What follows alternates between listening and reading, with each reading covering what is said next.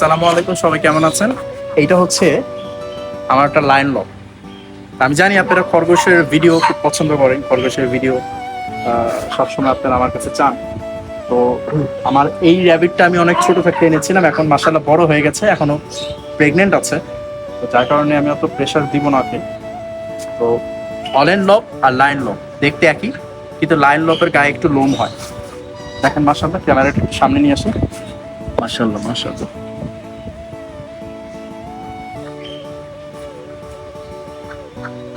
Black colour. এটা black কালারটা আমার খুব পছন্দের কালার একটা।